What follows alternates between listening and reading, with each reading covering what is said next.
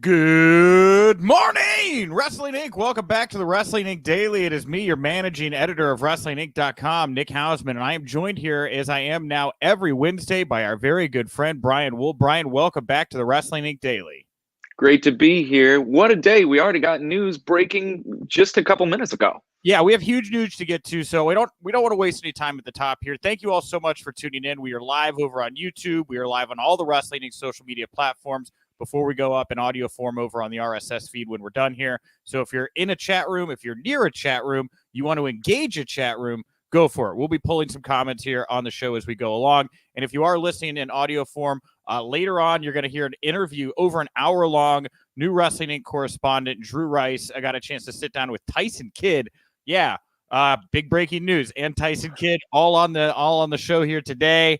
And if you're just watching us in video form, you can, of course, check out the Tyson Kidd interview this afternoon when we roll that out.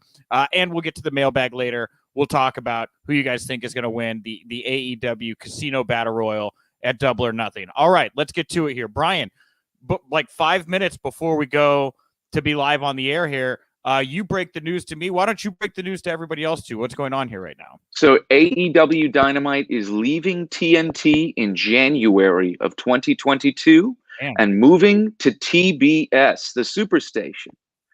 Not only that, TNT will now air 4 not necessarily pay-per-views, but special events, AEW special events on TNT. It'll be a quarterly wrestling special that will be likely heavily promoted for TNT. And they also announced in August, AEW Rampage will debut on TNT. So AEW will not completely leave TNT. They will be on Fridays, AEW Rampage. So now we see AEW expanding to 3 major programs on TNT. Well, I guess if you count these quarterly specials, that will be 3. Yeah. But yeah, what a giant step forward in progress for AEW. Yeah, and it's great to hear you talk like that, Brian, because, you know, when we briefly were talking before we went on the air, you talked about how, like, optically to wrestling fans, this may look like a step back, but you're looking at this like a step forward for the company. And in a lot of ways, I kind of agree too. Like TNT, it's very vintage, right? Like everybody loves the warm fuzzy feel of seeing wrestling back on TNT, but TBS is where the action's at. That's where they're doing Wipeout. That's where they're doing the Go Big Show more. I feel like over there, like that's the more fun outlet too. I feel like of the two, and may lean into kind of what the vibe of their product is a little bit better. And TBS has a long tradition of wrestling as the superstation. You know, WWF way back in the day was on TBS before even WCW. So here we are. Wrestling is back on TBS in January of 2022. So I'm very excited. I think this is a big move for them. Yeah, and having this second show too, AEW Rampage, man, they have the talent for this show, right? Like, you know, we're going to be talking about the AEW Casino Battle Royal here at the end of the show, and just kind of looking at the talent you've got in that pool of guys that are just like waiting for chances to get TV time, you know, waiting for chances to tell those stories. You know, Christian Cage's, you know, Matt Hardy's just kind of floating around randomly right now. That second outlet for them, this AEW Rampage show, I'm really optimistic about what that could mean for a lot of the talent that we haven't seen get to do enough so far in AEW. Yeah, I don't know how many of our listeners and viewers have been watching AEW Dark, AEW Evolution. There's some great matches on there. I actually just got to check out Jon Moxley and Eddie Kingston versus Royce Isaacs, and it was just so amazing to see, you know, local wrestlers from LA moving out to AEW, showing up on the big stage and delivering. Yeah, absolutely. And then these quarterly specials, man, you know, kind of doing these like pay-per-view quality things in the future where Dynamite lays back on TBS. You get to do these big events on TNT. Kind of keeping it all in the television model, kind of taking that pay-per-view business a little bit to the TV. I mean, it's different. I think it's going to work really well for them. You know, being able to build up to these events that are free for everybody to watch, and then you get these big payoffs. You can go back to builds.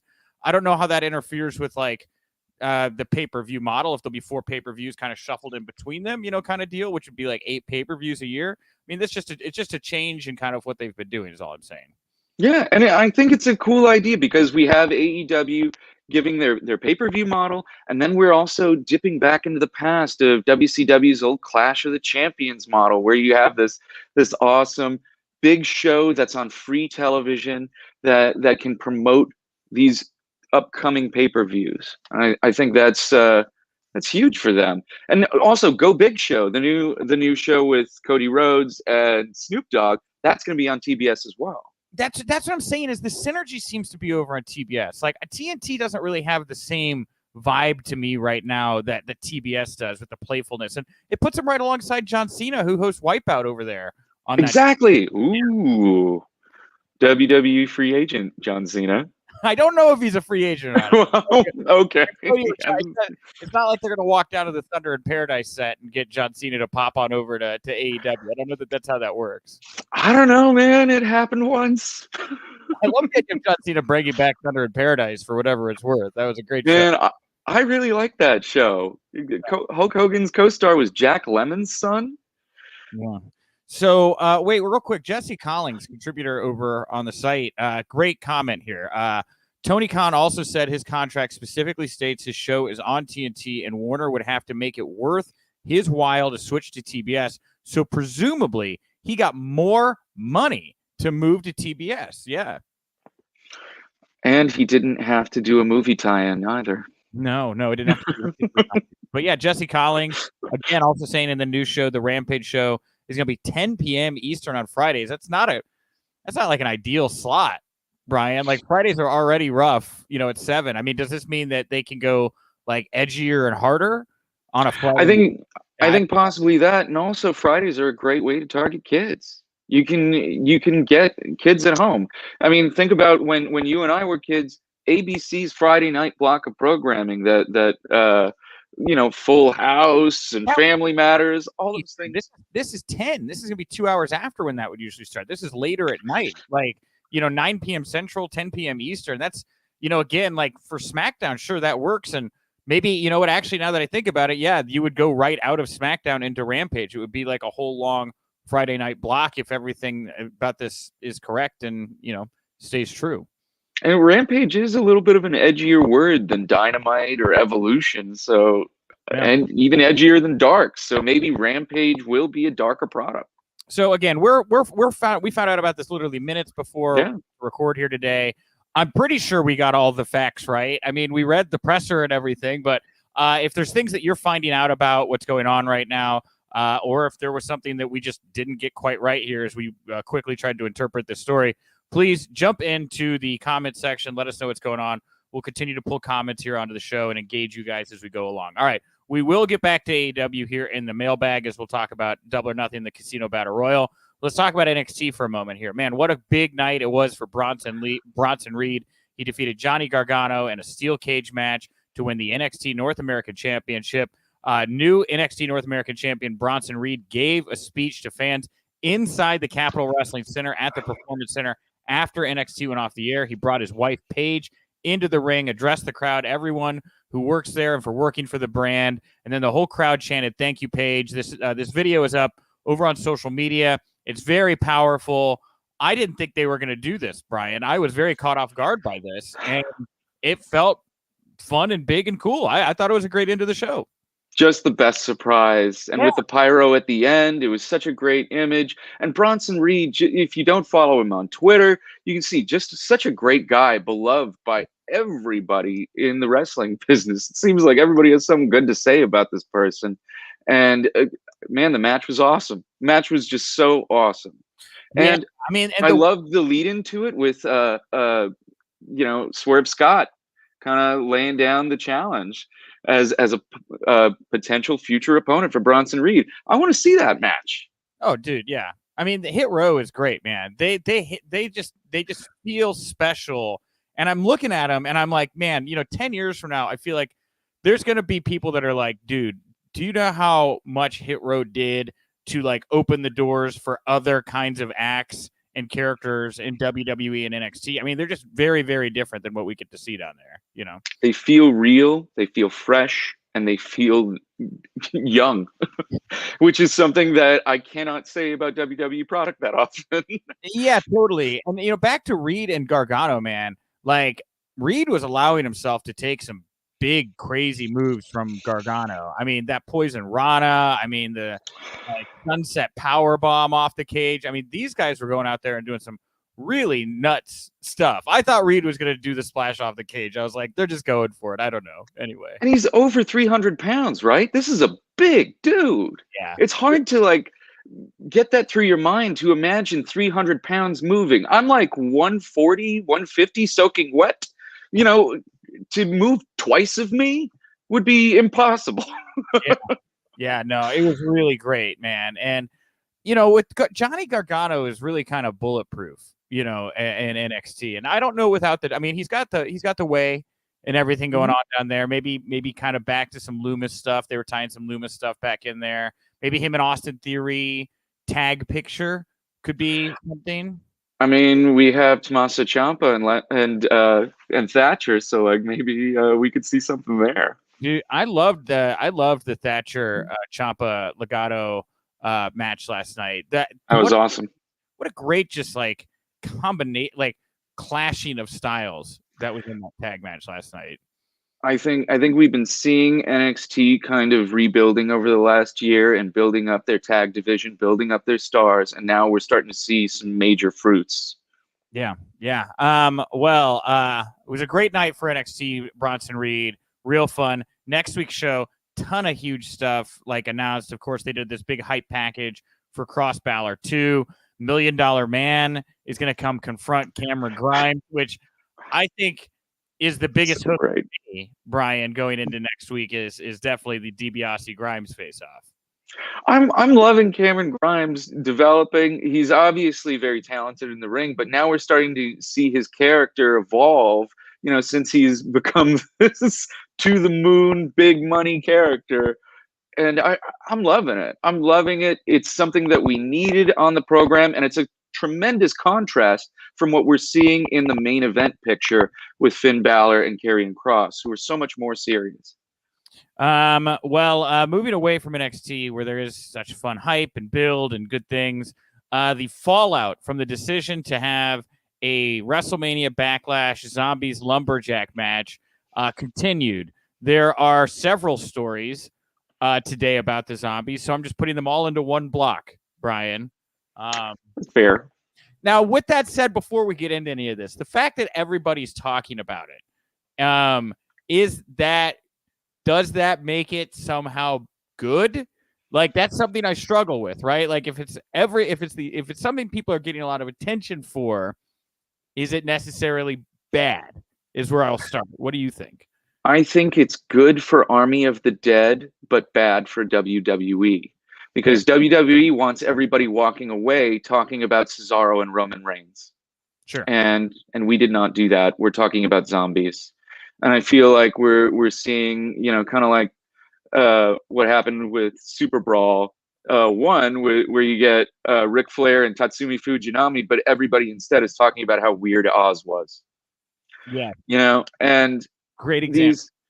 We're focusing on stuff that shouldn't be the most important thing. And so for Army of the Dead, very smart for them. Everybody now knows that this film is out on Netflix. How cool. But WWE, I'm not sure this really benefited them in the way that they would like. The New York Post ran Joseph Statsweski's WrestleMania Backlash review with the headline that said, "Zombie stunt at WrestleMania Backlash is one of WWE's saddest moments ever." The review continued and said many will remember this pay-per-view, like you said, for this terrible cheap plug of zombies, which were the tie-in to Army of Dead. Now, that's not good, right? The New York Post isn't we say mainstream. They're more visible than other outlets. The New York Post. That's not what you want an outlet like that saying about your products. No, and especially on when there were so many great matches that night. I actually really loved the pay-per-view, save for the unfortunate zombie incident. I had a great time. I thought it was all right. I thought Cesaro. I mean, I'll give it that. That match was very good. You didn't like the big man triple threat? It's okay. I mean, it's fun. I've just seen those guys do so much together. That's true. I don't know. I thought the big man triple threat was so exciting, and I was excited with what I saw Braun Strowman do. It reminded me of how athletic Braun is. I kind of forgot how much he could do, and it was cool to see him take those moves from Drew McIntyre. And obviously, Bobby Lashley is tremendous. Did we walk away being amazed and at the power of Bobby Lashley? No, and I think that is a knock on it. The Fiend Bray Wyatt. He took to Twitter last night in a rare tweet, one of his few since losing to Orton at WrestleMania 37, to write, "Miss me yet?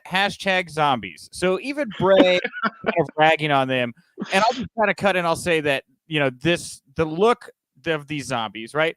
Which, first of all, the zombies looked really good. Like, they did. Somebody spent money. Those were the use of them, questionable. Yeah. But I don't want to take away from the good work of Tom Savini and Jason Baker and the folks at Callison Studios who apparently did these zombie outfits. They're also the same people who designed all of the Fiend Bray Wyatt's looks and stuff. So I don't think Bray taking a shot at Tom and his crew obviously have a wonderful working relationship. More the concept that the zombies were used. And, look, if it was Bray Wyatt versus, The Miz and a bunch of random zombies showed up, I'd maybe go for it. I maybe would have been a little more okay with it. Just didn't work in that particular context, Yeah. It definitely reminded me of RoboCop coming in to save Sting, and just all those other not so great moments in wrestling history. Yeah. And what the thing is with Damian Priest, because I got a chance to interview him a couple times when he was Punishment Martinez in Ring of Honor. Super cool guy. Right. And I know that he's real into like the occult and stuff. And like this right here, for those that don't know, that's a human skull cap I keep here behind me. I got it at an oddity shop. That was at some point up here in somebody. Okay. So I have I have an interest in the occult as well. I like spooky stuff, going to oddity shops. And I know that he like collects skulls and stuff too, if I'm not mistaken here. He's got kind of that kind of interest. Him doing like with the whole fire arrow thing and he summons the zombies, like maybe if he'd have just played it a little bit differently. I struggle with this because I've been thinking so much about the zombies at Backlash, Brian. Yeah, I mean, especially because they looked so good, it made me optimistic when I first saw them. I was like, oh, maybe this could be cool. And then it just definitely wasn't. No, it was very bad. Doom Tribe P, considering the negative backlash, I'm not sure the Army of the Dead segment, or I'm not sure Army of the Dead got anything out of this. Like, I mean, you bring up how it was exposure maybe for them, but if you're a movie fan, casual movie fan, you see this, are you... I don't know.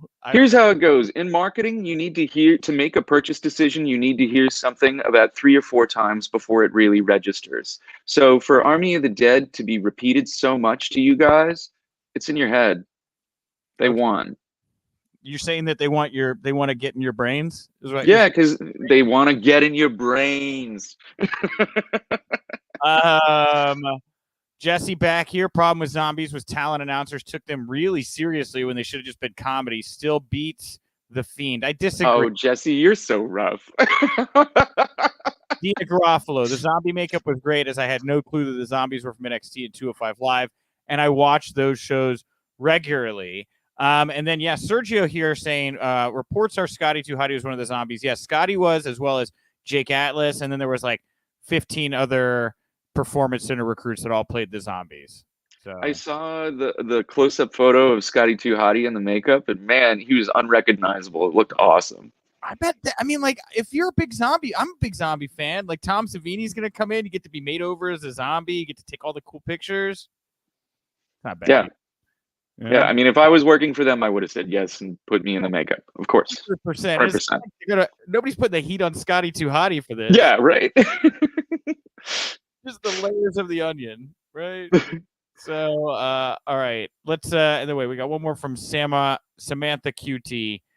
Bad publicity is better than none, as she says. All right. Well, MVP chided the fans. He wrote, I think zombies in wrestling are stupid. Also, Undertaker is the best. Look, dude, it's a huge difference. Yes. Yeah. It is a huge difference. And also, it's never a good idea to chide the fans. Like, he's a heel. I mean, I don't blame him. I mean, sure, there's that too. Yes, he is being a heel. But also, I don't know. I feel like that's actually MVP, the man, not necessarily MVP, the heel. Maybe he's trying to get a raise, right? Who knows? Who knows why MVP did that? I think MVP just he doesn't care. He's living his life. Look at that cane he's walking with. How can anyone doubt a man with that kind of cane? I really love Kane walking MVP. I think it's my favorite iteration of MVP. He just looks like such a boss. He does. He really does. The cane really adds to it. And it's crazy that it had to happen because of that injury, but man, he looks cool. Yeah, he does. And I can't wait to see him just like use the cane more, hitting people, choking people, beating people. I mean, he's got a weapon now. Yeah, it reminds me of like kind of classy Freddie Blassie a little bit. Exactly. All right, well, final thing coming out of the zombie story, and I'm going to tie this directly into the viewership. Pro Wrestling Torch first report that this week's Raw was down 4.8, or was down.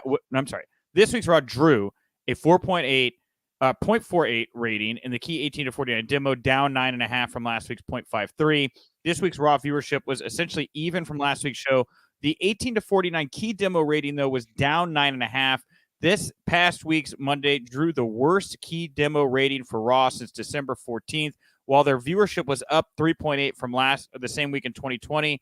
The key demo was down 5.9 from the same week in 2020. This was at the point where they were like in the Performance Center doing those super weird shows when the pandemic was setting in. Yeah. So, look, I think everything's going to be on the better side when we get fans in there and these shows start to feel bigger again. In fact, it couldn't come soon enough because whatever is happening right now, the bubble we're trapped in, them not wanting to do something big for fear of wasting an opportunity they could do in front of fans, dude, whatever it may be, the zombie thing, you see that, you roll your eyes. It's just Raw. I mean, I don't know. It's tough sometimes to get engaged by that show. I think especially what people need to remember is this younger demographic can sense if something is overproduced and is inorganic. They want something that feels real. This is a generation that grew up with YouTube stars that were unpolished, and that is who they watch a lot. So we need things that are real. WWE, if they leaned into their strengths of people that can do bullet points, make up things on the spot, fill time, that kind of thing is what younger audiences enjoy. They like organic feeling media. And there is nothing that feels organic about Raw right now. Yeah. Really, coming out of WrestleMania Backlash, what were the questions or the hooks to take us into Raw? There weren't really a whole lot. There are for SmackDown, and SmackDown, I feel like coming out of WrestleMania Backlash, has a couple of things going on, but not so much for Raw. Yeah. But that said, I enjoyed the end of Raw this week because big Kofi fan. So yeah, Kofi Mania 2, really good, right? And maybe they can use jumpstart and roll into something that will kind of grab people. That is my hope with what's going on with the Kofi Mania stuff. But coming out of WrestleMania Backlash, dude, we just did 20 minutes on zombies. Maybe not 20. Yeah. But, we did a substantial amount of time here on the show talking about stupid zombies that, again, if you're looking at that key demo there, you're trying to engage, younger fans to your product, and they're seeing this. Like, it's not cool. No, not cool. Nobody's jumping out of their way to watch this. No. So. And the music isn't very good. They got to get better music. You get the kids with the music. There we go. Tad predicts MVP came in and elevated the careers of three guys, Bobby, Cedric, and Shelton. A shame they dropped the Hurt Business. Hope Hurt Row or Hit Row is given way more longevity. Would be great. And Anthony Y here. Tony Khan and TNT working relationships to be good. Very good. The new 1 hour show will be Fridays at 10 p.m. Eastern. So it's a 1 hour show. I didn't know that. So you get picking up things in real time here. So you get 2 hours of SmackDown, and then you get 1 hour of AEW Rampage over on TBS. That's a very meaty Friday night for wrestling fans. Yeah, that'll be fun. How fun to be able to continue your viewing just 1 hour more. That's not that bad. And it's I think it'll be fun. But we're like 3 weeks in here now, or maybe even more, to the Raw, NXT, AEW. Then you get to go to SmackDown. Now you're gonna have Rampage, and then weekends it's pay-per-views. I mean, it's just a lot of wrestling right now. And I wonder, you know, people are going to, I mean, with NXT back to kind of where they were, you know, head to head with AEW, it does kind of make me feel like, yeah, people are going to start picking off the shows they really do want to watch. And I mean, you can't watch all this stuff every week. Not everybody. No, you can't. But nobody watches every NBA game every week. You know, it's okay to saturate the market in that way because you never know who you're going to catch. And right now, you're looking at the numbers of each individual show. The live numbers, people are watching because this is television that is appointment television, and they're drawing viewers to it, and they're not, and it's a DVR-proof show. You know, you're looking at things that people will watch the commercials for. And even on the replay, they have that picture-in-picture, so you still get the commercials. Oh, sure. The rise of picture-in-picture has been one of my favorite things as of late. Like the fact that wrestling doesn't ever really stop anymore. You know, it's pretty crazy. Yeah. And yeah, we can't watch it all, but that's okay. You know, they're going to hook us.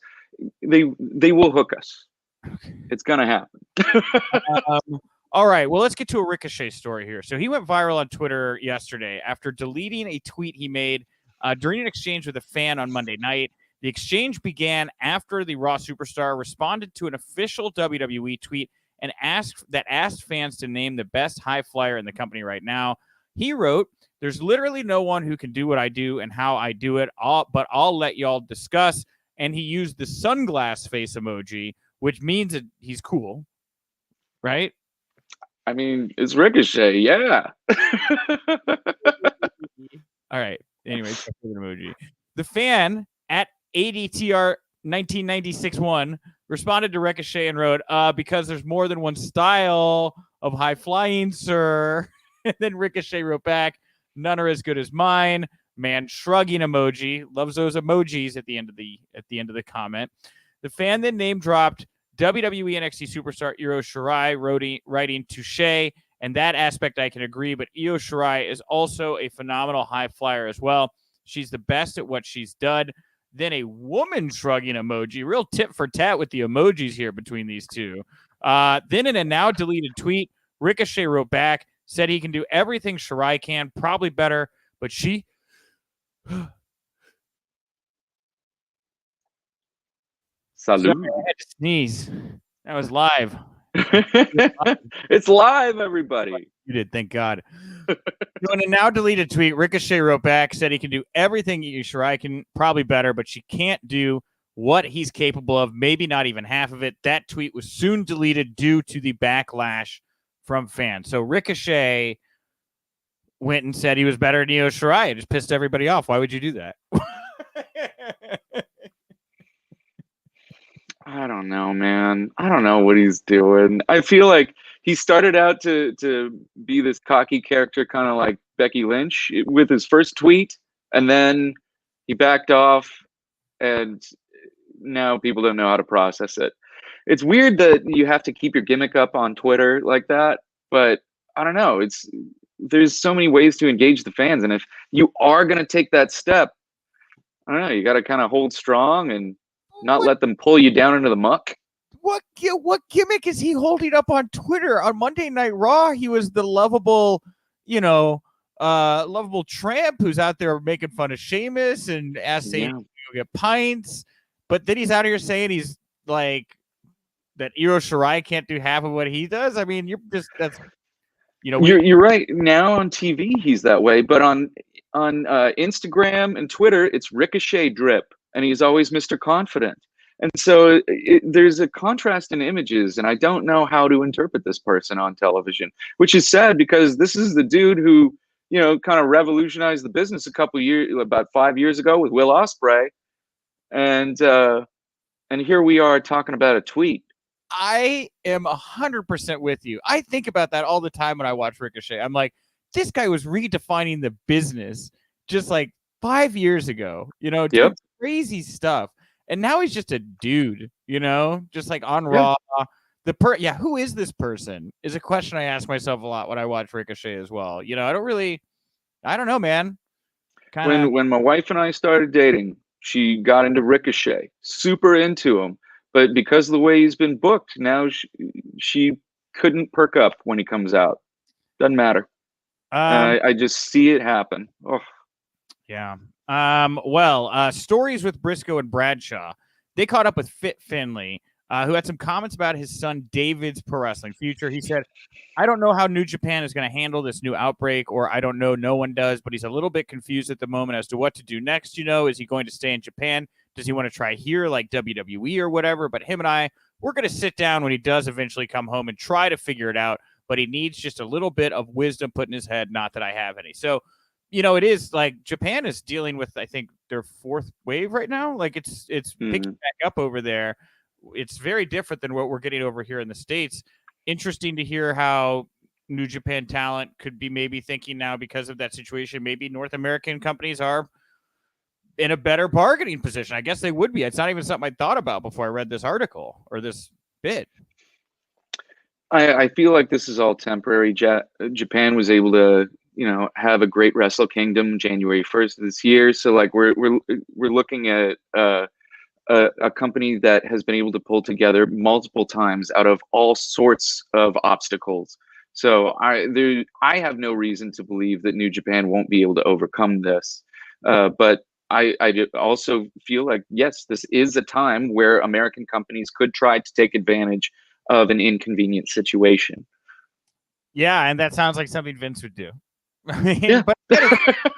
but him and Tony Khan, it's a buyer's market for them right now. I keep teasing the mailbag, but like when we look at what's going on with this Casino Battle Royal here and like the talent AEW has here, I'm sure Tony Khan's not looking to bring on a ton of new talent at the moment. And Vince has very deep coffers and a whole program where he could just shuffle people down there, but I would think even they would seemingly have a limit as well. It's just a glut of talent out there right now that's going to be looking for work. It's very different. Yeah, there are some pretty big names available right now. Mm-hmm. Yep. All I think about is Casino Battle Royal, Samoa Joe, Daniel Bryan. Anyone could show up. Let's Lady Wiz doubling back here. Did people forget a couple months ago Ricochet was crying on Raw Talk saying people won't leave him alone? I had forgotten about that, but you're right. The roller coaster of Ricochet continues here. And Jesse Collins about what we were just talking about, saying Japan vaccination rates are like 1%. Culture very different. In general, have handled COVID very well compared to U.S., but vaccine hesitancy will hurt them. Yeah, and I know that's a problem over in India as well and around the world. And it's a problem here as well. But, 1 in 3 people at this point are fully vaccinated in America, which is very helpful. Also, we kind of like bought most of them have been hoarding the vaccines for a while. Yeah, I think the U.S. had an advantage in that way. Getting it, then we'd have enough, but since everybody's not getting it, now we have too much. So hopefully, we can get it out to everybody else who needs it. All right. Lastly, here before, if you're listening to audio, you'll hear from Tyson Kidd. And then if you're here, we'll go to the mailbag. Lanny Poffo has responded to the A&E special about his late brother, Randy Savage, in a really lengthy social media post. So Poffo, who's been living in Ecuador since 2020, said he was finally able to download the episode on iTunes after being hesitant to watch following reviews and criticisms from people like Eric Bischoff. Sean Waltman also talked out about that. Poffo noted that 75% of the A&E biography on his brother was great, 20% was lousy, and 5% was horrible. He blamed the horrible 5% on Gorgeous George, Stephanie Bellers, and Bubba the Love Sponge. He dismissed George's comments and her attitude. He's still trying to squeeze the last penny out of his relationship. Poffo also wrote that his brother was made to look as bad as Chris Benoit, adding that Piper and Austin were glorified in their A&E episodes, while Randy was vilified. He also corrected several stories from the documentary, including Bruce Pritchard's comments on how his mother was from Germany during the rise of Hitler, and the story about how Randy met his wife, Lynn, in high school. So Lanny Poffo, now the latest and probably the loudest voice in the room since he's related to him. But a little bit, as much as he does bury parts of it, the fact he says 75% of it he did like is nicer than what Eric and Sean have said. It was much kinder than what anyone else has said. You've watched it, yeah? Oh, hell yeah, I watched it. Yeah. Man, I gotta tell you, 75% was positive. But man, the 25% that wasn't so positive, I thought was out of line. and so one-sided. It just didn't add up. There's just so many things. Also saying that his run was short, just completely discounting all the stuff he did with Diamond Dallas Page, Booker T, so many other wrestlers that he helped. I don't know. I think the thing upsetting to me the most is there were people involved with this project that after having seen it were like, I'm upset that I was involved in this project. And that's, I think, more on the directors, right? Like, I mean, when you go to these documentaries and stuff, a lot of the time, especially when it's something you're putting together as like an A&E tribute biography with like a certain expectation, it really sucks to be caught off guard like by that and have to now be dealing with the ramifications, because I would imagine Lanny Poffo did not participate in this documentary looking to become involved in some kind of turmoil about his brother. I don't know. It's very surprising. I don't know. And also, if you have Bubba the Love Sponge as a major character in your documentary, it's not going to be good. This isn't, like, come on. All right. Well, that brings us to the end of the show here today. Thank you so much to Brian for joining me to talk the news today. Thank you to everybody who is watching us live, jumps into the comments section. We'll still have time for comments here at the end of the show. So if you want to watch us live and join in and do that, or you want to engage us over on Twitter at WInc Daily, WINC Daily, you can leave your comments over there. We'll read them when we put up the daily poll. So go follow that account. And I don't know, there's just so much, Brian. Like, I feel overwhelmed. I'm still getting used to how many things. It's like, it's like I'm at NASA. There's so many screens I have to look at now and keep up with. The wrestling world is only expanding. And I think it's for the better, but it is a lot to keep up with. So today's poll question over at WInc Daily: who do you think is going to win AEW's Casino Battle Royal at Double or Nothing? Is it Christian Cage, Matt Hardy, Jungle Boy, or somebody else? I'll read you the full list of interests announced so far between Dynamite and Dark. Christian Cage, Matt Sydal, Powerhouse Hobbs, 10, Evil Uno, Colt Cabana, Matt Hardy, Isaiah Cassidy, Mark Quan, and Jungle Boy. I mean, Cage, Sydal, Hobbs, Hardy, Jungle Boy. Of the Dark Order people, I think Cabana is probably the most known, but not the most pushed of that group, which is still very confusing to me. I mean, is this all just a chance to give Christian Cage a setup to go for the AEW championship? Because 70%, I think, or what is it? 66.7% said Cage is going to win this.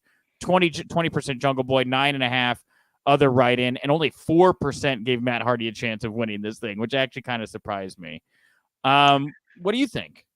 I think AEW has made Matt Hardy feel like just another guy right now. So I understand the 4% for Matt Hardy. Christian Cage, we still aren't really sure where he is in the pecking order of AEW.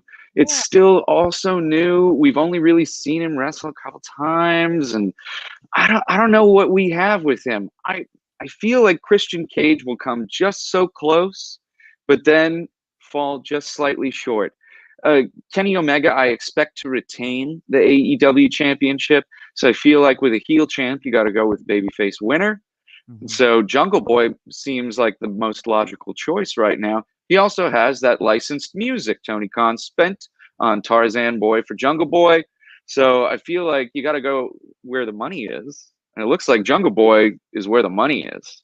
I don't know what Cage's deal was like with AEW. I don't know what they told him was going to happen when he got to AEW, right? Because I would imagine that, he fielded an offer from AEW, probably let WWE know, weighed the offers, wound up over at AEW. His thing is like outwork everybody, and I think he's only had like 2, maybe, matches, right? Not even like working, like he's not even doing it. For me, if you're outwork everybody, TV title would be really great, because then you're working a TV match every week. So the TNT title would be a great opportunity for Christian Cage. I think Christian Cage is due for a heel turn. I think that would be a lot more interesting, and it could stir the pot in AEW to have a heel like Christian Cage on Evolution, or working on Dark, or working on this new Rampage program in August. And I also think that AEW and WWE have been holding back on some possible talent getting pushed because they were waiting for live crowds. Yeah, no, I definitely think they're holding back on stuff here. I mean, I think Jungle Boy is a great pick. big feel-good moment there. I think there's a chance Orange Cassidy takes this title at Double or Nothing. Really? Yeah, you feel it? Yeah. I mean, Kenny Omega's run through this time in this period has been serviceable. I don't know that I've loved Kenny Omega's AEW championship run, but if you're going to try to pop the crowd here, first big one in front of a bunch of fans, get people excited to buy tickets. I think an Orange Cassidy title flip here would be great. And I still don't think that a Bullet Club invasion of AEW to confront the Elite is out of the question. And that does not need the AEW World Championship, and it does not require anything there. And it would spin Kenny Omega out perfectly to deal with other things if that were to be the case, and leave Orange Cassidy to fend off Christian Cage next if he wins this next title match or whoever it may be. I mean, it just makes a lot more sense in my head for Orange to take this title at Double or Nothing than to keep the title on Kenny. I see. And also, that would be following the money. That's another guy that AEW bought licensed music for. Ah, there it is. Well, You know? let's read some. At the Buscat over on Twitter had 2 surprise write-ins. They said Andrade or Daniel Bryan as people showing up to win that. Now, look, now we already know Warner does not want Tony Khan surprising people. They got very upset. That's what Jericho said about the Sting thing. So if they're going to bring in Daniel Bryan or Andrade, I guess somebody's got to know they're going to have the graphics department up for it. You know, maybe in this new negotiation, this move to TBS, they were able to make that little extra line. I can have surprises now. That would be very good. And that appreciate that. I'm going to ask Tony about it. I'm going down to Jacksonville. I'll bring that up. I want to find out. Like, hey, can I have surprises now? Yeah, Tony, are you allowed to do what you want at this moment again? Is that, can you do your things? So those are good write-ins. Let's go to the comments section here. At Doom Tribe T, I think they spotlight a homegrown star like Jungle Boy. Anthony Y also saying maybe Jungle Boy will get the shocking win, get a shot, but if Kenny retains, then I can see Christian winning the Battle Royal. Then they have Jungle Boy versus Christian. But Christian would have won the... I don't really follow you, Anthony. I don't really know. I don't know where that one was. I don't know. Pratic, Bonjade, Daniel Bryan is not going to join AEW. We don't know that. You don't think so? You don't think he's going to AEW? You don't think he's going? I think he could show up in New Japan or Ring of Honor. And I think there's a lot of possibilities because I'm not sure that WWE really looks at AEW as competition as much anymore. And they're just kind of like staying in their own lane. They're letting talent appear on different shows. I don't know. Mm-hmm. I'm rosy about the possibility of the Forbidden Door being broken down. Okay. And lastly here, Dina Garofalo writes, Paul White has been a great acquisition. He has done... ? Yeah, he's done... Evolution. He's been on Evolution, and you can watch him every week. Dude, come on. I think the Paul White. I think we all agree the Paul White thing could have been bigger and used more. Yeah, but I don't know. I enjoy him on Evolution, and I think it's also allowing him some time to grow as a commentator. He's getting more and more comfy in that chair, and with this new program on Friday nights, I think there's plenty of opportunities. I don't know. I'm still reserving judgment on it, but I can see how everyone wanted more and they wanted it faster. I get it. By the way, promoter of the year Tony Khan is here. He says, "Greetings, gentlemen. Hope all is well." I don't know that that's actually Tony, but let's all pretend. Back to the thing with the Big Show. It kind of makes me think about Cage, kind of on a final thought about this. He came in so quickly, appeared at the Rumble, and then did the bit where he got run down by Orton, I think, and then was on AEW, not too much long after. And it all happened so quickly. And I know Tony and AEW are trying to capitalize on that lightning in the bottle of Cage coming back and showing he can wrestle.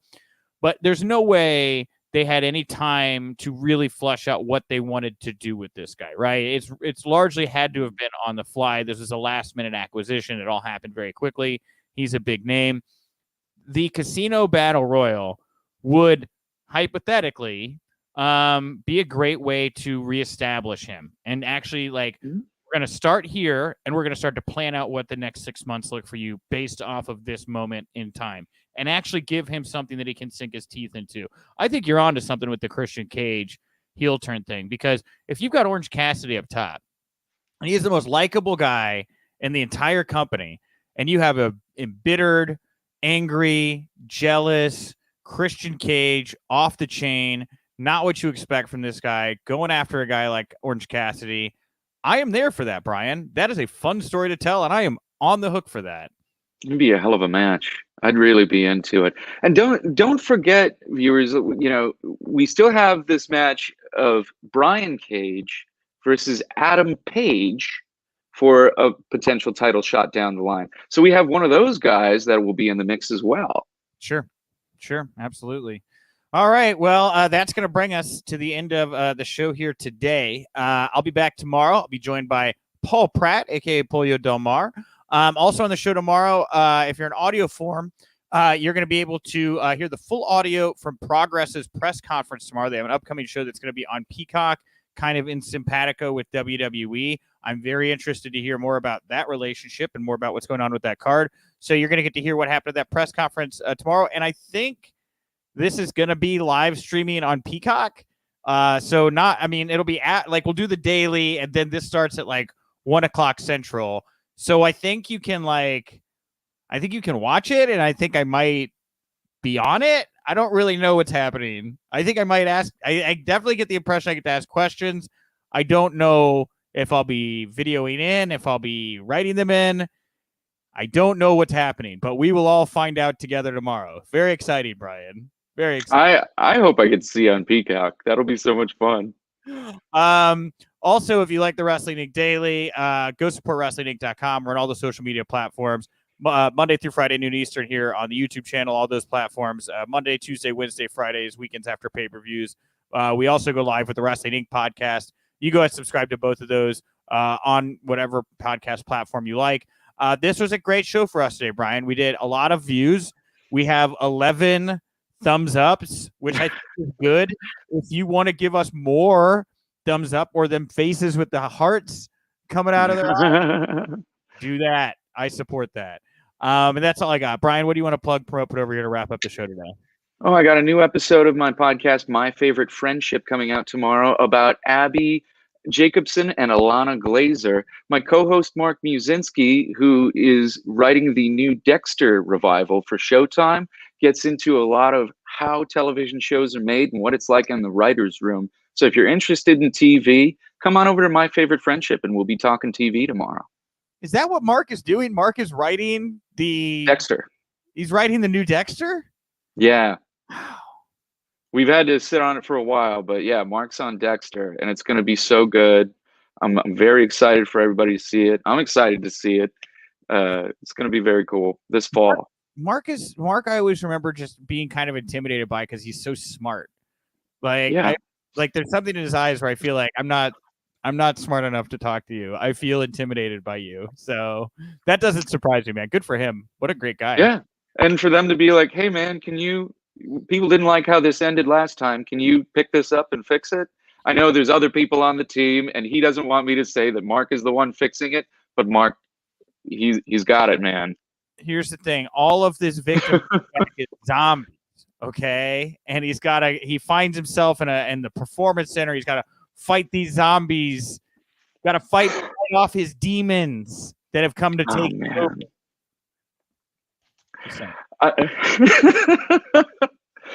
Oh man, but yeah, come on by tomorrow, and we're going to talk about TV.